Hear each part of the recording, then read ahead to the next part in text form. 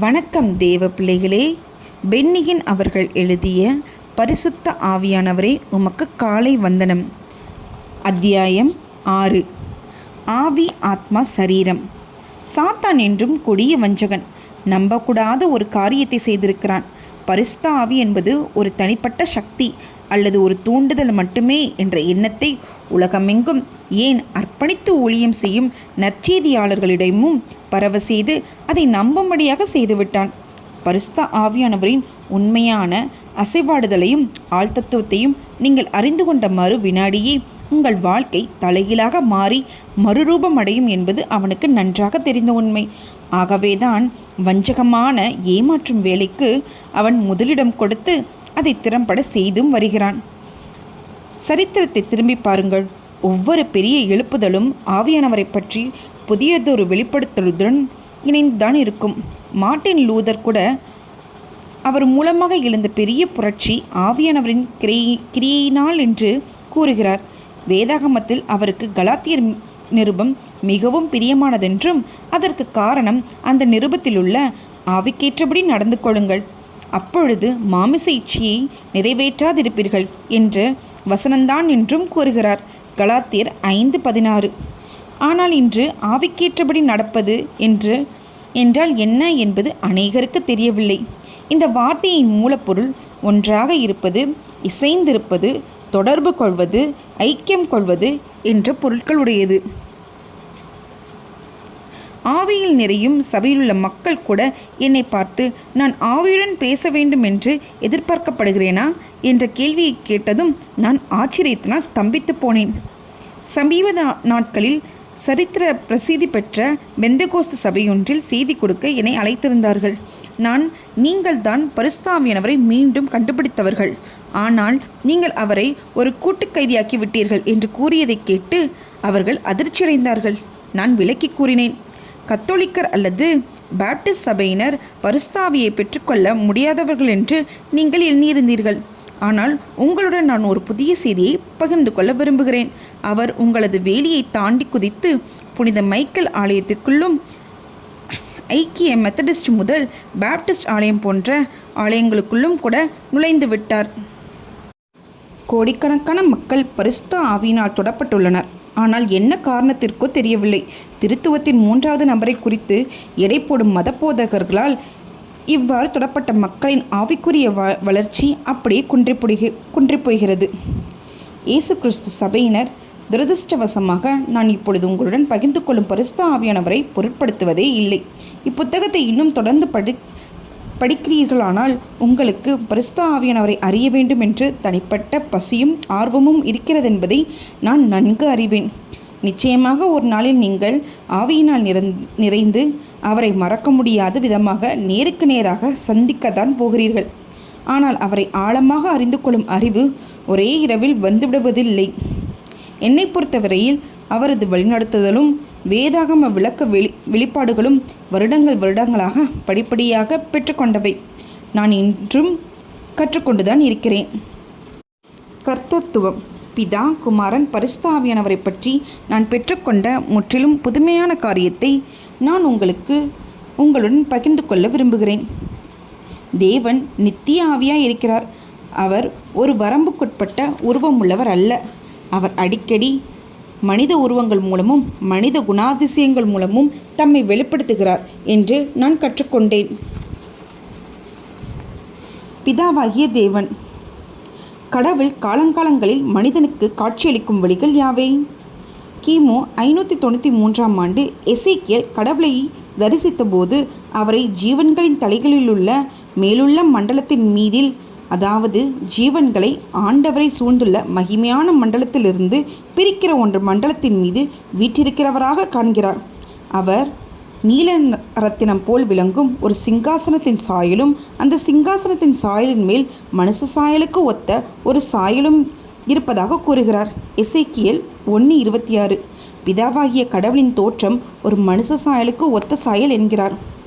தேவன் ஆவியார் இருக்கிறார் என்று தானே நாம் போதிக்கப்பட்டேன் என்று நீங்கள் கூறலாம். ஆம், அவர் ஆவியாக இருக்கிறார். ஆனால் அது ஏதோ அந்தரத்தில் மிதந்து செல்லும் மேகத்தை போன்றவர் அல்ல. அவர் அவர் ஒரு விளங்க முடியாத புதிர் போன்ற வடிவமுள்ள ஆவியாக இருக்கிறார். அப்போஸ்தலனாகிய யோவான் வெளிப்படுத்தின சுவிசேஷத்தில் அவரை விலையேற பெற்ற இரத்தின கற்கள் ஒளியாய் பிரதிபலிக்கும் போது வெளிவரும் பிரகாசமான வண்ண ஜாலங்களாக காண்கிறார். உடனே ஆவிக்குள்ளானேன். அப்பொழுது இதோ வானத்தின் ஒரு சிங்காசனம் வைக்கப்பட்டிருந்தது. அந்த சிங்காசனத்தின் மேல் ஒருவர் வீற்றிருக்கிறார். வீற்றிருந்தவர் பார்வைக்கு வஜ்ரக்கல்லுக்கும் பதுமராகத்துக்கும் ஒப்பாயிருந்தார். வெளிப்படுத்தல் 4:2-3 என்று அவர் கூறுகிறார். தீர்க்கதரிசிகள் கடவுளின் அங்கங்களை நுட்பமாக விவரிக்கின்றனர். ஏசாயா கூறுகிறார், அவருடைய உதடுகள் சினத்தால் நிறைந்து அவருடைய நாவு பட்சிக்கிற அக்கினி போல இருக்கும். அவர் ஊதும் சுவாசம் கழுத்து மட்டும் எட்டுகிற ஆற்று வெள்ளத்தைப் போலவும் இருக்கும். ஏசாயா 30:27-28. கடவுள் பார்க்கும் கண்களை கொண்டவர் என்பதையும் அவரே வெளிப்படுத்துகிறார். அவர்கள் என் பார்வைக்கு பொல்லாங்கானதை செய்து. ஏசாயா 66:4. கடவுளுக்கு விரல்களும் கரங்களும் முகம் போன்ற தோற்றங்களும் உண்டு என்ற உண்மையை அறிந்தபோது நான் ஆச்சரியத்தில் நிறைந்தேன். சீனாய் மலை மீது ஆண்டவர் மோசையை நோக்கி மோசையுடன் பேசிய பின்னர் அவனுடன் தேவனுடைய விரலினால் எழுதப்பட்ட கற்பனைகளை கொடுத்தார். கர்த்தர் மோசையிடம் கூறினார், என் முகத்தை காண மாட்டாய். ஒரு மனுஷனும் என்னை கண்டு உயிரோடு இருக்கக்கூடாது. யாத்ராகமம் 33:20 என்றார். அவர் தமது பின்பக்கத்தை பற்றி கூட மோசையிடம் கூறினார், என் மகிமை கடந்து போகும்போது நான் கடந்து போகும் மட்டும் என் கரத்தினால் உன்னை மூடுவேன். பின்பு என் கரத்தை எடுப்பேன். அப்பொழுது என் பின்பக்கத்தை காண்பாய், என் முகமோ காணப்படாது. யாத்ராகமம் 33:22-23. காணக்கூடாத ஆவியாக மட்டும் தேவன் தம்மை வெளிப்படுத்துவாரானால் ஆதாமும் ஏவாளும் அவரது காலடி சத்தத்தை எப்படி கேட்டிருக்க முடியும்? பகலில் குளிர்ச்சியான வேளையிலே தோட்டத்தில் உலாவுகிற தேவனாகிய கர்த்தருடைய சத்தத்தை அவர்கள் கேட்டார்கள். ஆதியாகமம் 3:8. கடவுளுக்கு ஒரு இருதயமும் உண்டு. தம் பூமியிலே மனுஷனை உண்டாக்கினதற்காக கர்த்தர் மனஸ்தாபப்பட்டார். அது அவர் இருதயத்திற்கு விசனமாய் இருந்தது. ஆதியாகமம் 6:6. ஜுவாலிக்கின்ற அக்னியை போன்று. இனி குமாரனை பற்றி பார்க்கலாம். கர்த்தராகிய இயேசு இவ்வுலகில் அவதரிப்பதற்கு முன்னால் அவர் பிதாவாகிய கடவுளுடன் வரையறுக்க முடியாத வடிவமுடையவராக இருந்தார். பெத்லகேமிலே குழந்தையாக பிறந்தபோதுதான் மாமிசமும் இரத்தமும் எலும்பும் கொண்ட பூமிக்குரிய சரீரம் அவருக்கு அளிக்கப்பட்டது. உங்களைப் போன்று அவர் மனிதனாக பிறந்தார். பிதா, குமாரன், பரிசுத்த ஆவியானவர் இவர்களில் யார் உண்மையில் ஆள் வடிவம் கொண்டவர் என்று நான் கேட்பேனானால் அநேகர் குமாரன்தான் என்று தயங்காமல் பதில் கூறுவர். அவர் மனித உருவம் எடுத்ததினால் நாம் அவரை நம்மை போன்றவராக அடையாளம் காண முடிகிறது. கிறிஸ்து உலகில் பிறந்தார், வாழ்ந்தார், மரித்தார், மரித்தோரிடத்திலிருந்து உயிர்த்தெழுந்தார் என்பதை விசுவாசிக்காத யாவரும் கிறிஸ்தவராக இருப்பது கூடாத காரியம். இந்த விசுவாசமே உங்களது இரட்சிப்பின் அஸ்திபாரம். கர்த்தத்துவத்தின் ஒரு பகுதியான கிறிஸ்துவுக்கு ஆத்மா இருக்கிறதென்று வேதம் தெளிவாக கூறுகிறது. கெத்செமனே தோட்டத்தில் சிலுவையில் அறையப்படுவதற்கு முன்னர் இயேசு, என் ஆத்மா மரணத்துக்கு ஏதுவான துக்கம் கொண்டிருக்கிறது என்று தமது சீசர்களிடம் கூறினார். நாம் கிறிஸ்துவின் தோற்றத்தை பற்றி சற்று தெளிவான கருத்து கொள்ள உதவியாக அவரது சரீரத்தை பற்றிய விளக்கங்கள் தரப்பட்டுள்ளன. உதாரணமாக, அவர் தாடி வைத்திருந்தார், நீண்ட தலைமுடியுடன் இருந்தார் என்று அறிகிறோம். மேசியாவின் பாடுகளை குறித்து பழைய ஏற்பாட்டு தீர்க்கதரிசி பகுதி ஒன்று இவ்வாறு கூறுகிறது. கர்த்தர் சொல்கிறார், அடிக்கிறவர்களுக்கு என் முதுகையும் தாடிமயிரை பிடுங்குகிறவர்களுக்கு என் தாடையையும் ஒப்புக் கொடுத்தேன். கிறிஸ்து நசரேயன் மட்டுமல்ல. அவர் வளர்ந்த பட்டணத்தில் உள்ள ஆண்கள் பொதுவாக தலைமயிரை நீளமாக வளர்ப்பவர்கள். இன்று தமது பிதாவின் வலது பாரிசத்தில் தமது உயிர்த்தெழுந்த சரீரத்தில் கிறிஸ்து வீற்றிருக்கிறார். இப்பொழுது அவரது தோற்றத்தை குறித்து என்ன காண்கிறோம்? வெளிப்படுத்தின சுவிசேஷத்தில் யோவான் அவரை எப்படி காண்கிறார்? இலையங்கி தரித்து மார்புக்கருகே பொற்கச்சை கட்டியிருந்தவராக, சிரசு மயிரும் வெண்பஞ்சை போன்றும் உறைந்த மலையைப் போலவும் வெண்மையாயிருந்ததாக, அவருடைய கண்கள் அக்கினி ஜுவாலையைப் போன்று இருப்பதாக, அவருடைய முகம் வல்லமையாய் பிரகாசிக்கிற சூரியனைப் போலிருப்பதாக கூறுகிறார். வெளிப்படுத்தினர் 1:13-14-16. மேலும் அவர் சிரசின் மீது பொற்கிரீடம் உள்ளவராகவும் அவரை காண்கிறார். வெளிப்படுத்தல் 14:14. அவருடைய வஸ்திரத்தின் மேல் ராஜாதி ராஜா கர்த்தாதி கர்த்தா என்று நாமம் எழுதப்பட்டிருப்பதாகவும் காண்கிறார். வெளிப்படுத்தல் 19:16. இங்கே யோவான் பிதாவாகிய கடவுளை குறித்து பேசவில்லை, மனுஷகுமாரனை குறித்தே பேசுகிறார். அவருடைய மகிமையடைந்த மானுட சரீரம் பிதாவாகிய கடவுளின் தெய்வீக உருவத்தை கூட தெளிவாக வேறுபட்டு உள்ளது. அவருக்கு சொந்தமான ஒரு உள்ளம். ஆனால் பரிசுத்த ஆவியானவரின் தோற்றத்தை பற்றி என்ன அறிகிறோம்? அவருக்கு ஒரு உள்ளம், சித்தம், உணர்வுகள் உண்டா? அவருக்கு ஒரு சரீரம் உண்டா? நிச்சயம் உண்டு. அநேக கர்த்தருடைய ஊழியர்கள் அதை விவாதிக்க அஞ்சுவார்கள். ஆனால் நானோ அவரை ஆழ்தத்துவமுள்ளவராக அனுபவித்து அறிந்திருக்கிறேன். கேள்விக்கிடமின்றி நாம் யாவரும் அவர் ஆவியாக இருக்கிறார் என்று ஒத்துக்கொள்கிறோம். அது அவரது பெயரின் ஒரு பகுதி. ஆனால் அவரது உள்ளான தன்மை என்ன? அவர் உண்மையில் ஒரு நபரா? முதலாவது, பரிசுத்த ஆவியானவருக்கு அவருக்கு சொந்தமான ஒரு உள்ளம் உண்டு. அதை குறித்து பேசும்போது பவுல், ஆவியானவர் தேவனுடைய சித்தத்தின்படி பரிசுத்தவான்களுக்காக வேண்டுதல் செய்கிறபடியால் இருதயங்களை ஆராய்ந்து பார்க்கிறார், ஆவியின் சிந்தை இன்னதென்று அறிகிறார். ரோமர் 8:27. பிதா குமாரன் மனதை விட பரிசுத்த ஆவியானவரின் மனது தெளிவாக குறிப்பிடப்பட்டுள்ளது. அவருக்கு உணர்வுகளும் உண்டு, துக்கப்படவும் நேசிக்கவும் கூட ஆழமான உணர்ச்சிகளும் அவருக்குண்டு. நீங்கள் மீட்கப்படும் நாளுக்கென்று முத்திரையாக பெற்ற தேவனுடைய பரிசுத்த ஆவியை துக்கப்படுத்தாதிருங்கள். எபேசியர் 4:30. அவரது உள்ளம் தொடப்படக்கூடும். அவரால் அன்பை வெளிப்படுத்தவும் கூடும். ரோமாபுரியில் உள்ள கிறிஸ்தவர்களுக்கு எழுதுகையில் பவுல், நீங்கள் தேவனை நோக்கி செய்யும் ஜெபங்களில் நான் போராடுவது போல நீங்களும் என்னோட போராட வேண்டும் என்று நம்முடைய கர்த்தராகிய இயேசு கிறிஸ்துவின் நிமித்தமும் ஆவியானுடைய அன்பின் நிமித்தமும் உங்களை வேண்டிக் கொள்கிறேன். உணர்வில்லாத அவரால் எப்படி நேசிக்க முடியும்? யோசித்து பாருங்கள். ஆவியானவரெனும் ஆள். பரிசுத்த ஆவியானவருக்கு சுய சித்தம் உண்டா? அவருக்கு சொந்தமான தீர்மானம் எடுக்கக்கூடும் என்பதை நீங்கள் இதுவரை எண்ணி பார்க்காமலே இருந்திருக்கலாம். அவர் தீர்மானம் எடுக்கிறவர். ஆனால் அவர் எடுக்கும் முடிவுகள் பிதாவோடும் குமாரனோடும் இசைந்து போகும் முடிவுகளாகவே இருக்கும். ஆவிக்குரிய வரங்களை குறித்து பேசும்போது பவுல் கூறுகிறார், இவைகளை எல்லாம் அந்த ஒரே ஆவியானவர் நடப்பித்து தமது சித்தத்தின்படி அவனுக்கு பகிர்ந்து கொடுக்கிறார். 1 கொரிந்தியர் 12:11. அதாவது பரிசுத்த ஆவியானவர் சித்தங்கொள்கிறார், முடிவெடுக்கிறார். புறாக்களும் ஆட்டுக்குட்டிகளும். பரிசுத்த ஆவியானவரின் சரீரத்தை பற்றி கேள்விக்கு குழப்பம் உண்டாகிறது. சமீபத்தில் ஒருவர் என்னிடம், பென்னி, பரிசுத்த ஆவியானவரின் சரீரம் ஒரு புறாவின் சரீரம் என அப்படித்தானே அவர் பரத்திலிருந்து இறங்கினார் என்றார். நான் சொன்னேன், அது உண்மையானால் இயேசு கிறிஸ்துவை ஒரு சிறிய ஆட்டுக்குட்டி ரூபத்தில் இருப்பதாகத்தான் நீங்கள் நம்ப வேண்டும். அப்படித்தானே அவர் வெளிப்படுத்தின சுவிசேஷத்தில் குறிப்பிட்டுள்ளார். வெளிப்படுத்தின சுவிசேஷத்தில் யோவான் மூப்பர்களிலொருவர் கூறுவதை கேட்டதாக குறிப்பிடுகிறார். நீ அழ வேண்டாம், இதோ யூதா கோத்திரத்து சிங்கம் ஜெயம் கொண்டிருக்கிறார். உடனே கெர்ச்சிக்கும் சிங்கத்தை எதிர்பார்த்து திரும்பிய யோவான் அடிக்கப்பட்ட வண்ணமாயிருக்கிற சாந்தமான ஆட்டுக்குட்டியை தான் காண்கிறார். இயேசு ஒரு சரீரத்துடன் கரங்களில் ஆணிப்பாய்ந்த தழும்புகளுடன் பரத்திற்கு ஏறி சென்றார். இங்கு யோவான் காண்கிற காட்சி ஒரு ஆட்டுக்குட்டி. ஏன்?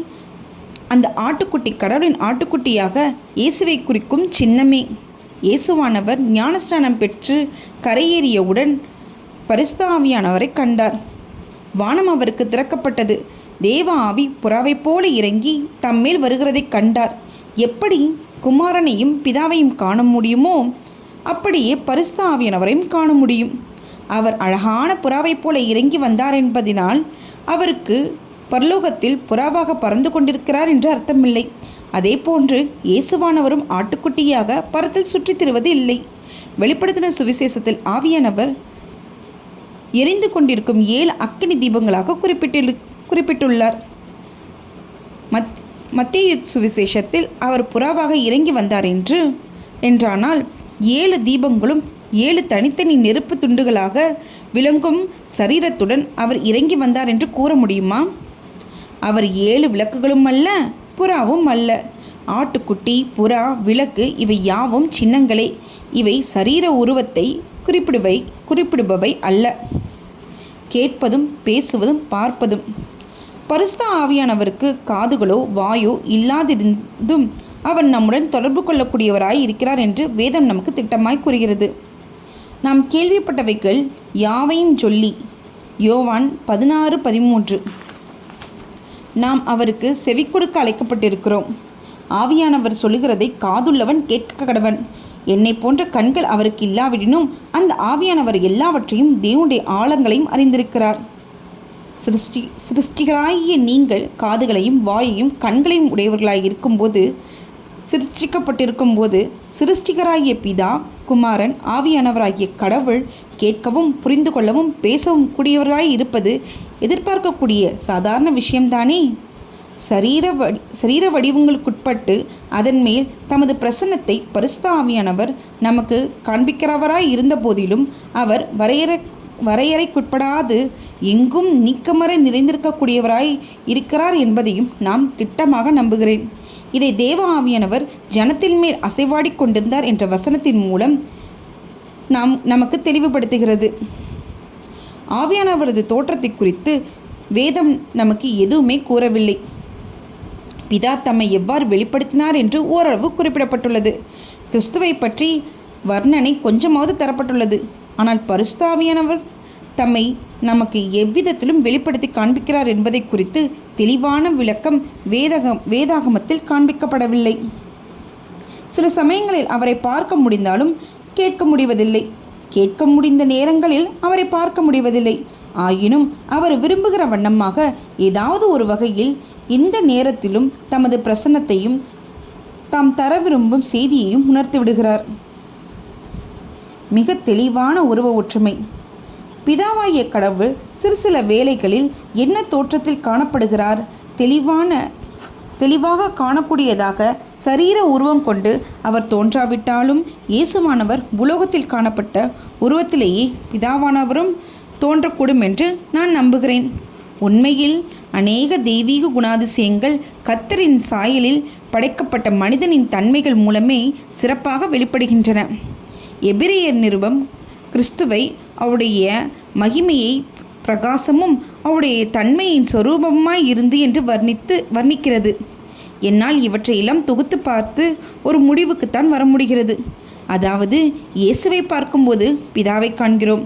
அப்படியே இயேசுவானவர் பரிசுத்த ஆவியானவரை வெளிப்படுத்துகிறார்.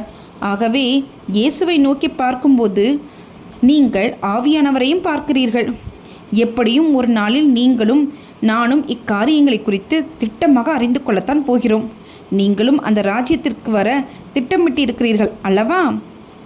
பரிசுத்த ஆவியானவர் தெய்வீக தென்றல் காற்று போன்றவரா அல்லது உங்கள் வாழ்க்கையில் உள்ளும் புறமாக சமசமயங்களில் மிதந்து வரும் தெளிவற்ற மேகம் போன்றவரோ அல்ல. அவர் நம்மில் தங்கும் வாசம் செய்யும் கடவுள். திரித்துவத்தில் பிதாவும் குமாரனுக்கும் ஒப்பானவர். கொரிந்து சபைக்கு பவுல் எழுதுகிறார், நீங்கள் தேவனுடைய ஆலயமாய் இருக்கிறீர்கள் என்றும் தேவனுடைய ஆவி உங்களில் வாசமாய் இருக்கிறார் என்றும் அறிந்திருக்கிறீர்களா? ஒருவன் தேவனுடைய ஆலயத்தை கெடுத்தால் அவனை தேவன் கெடுப்பார். தேவனுடைய ஆலயம் பரிசுத்தமாய் இருக்கிறது. நீங்களே அந்த ஆலயம். ஆவியானவர் தேவனுடைய ஆலயத்தில் வாசமாய் இருக்கிறார் என்று பவுல் கூறுகிறார். அந்த ஆலயம் நாமே. ஆகவே பிதாவும் ஆவியானவரும் நம்மில் வாசமாயிருக்கிறார்.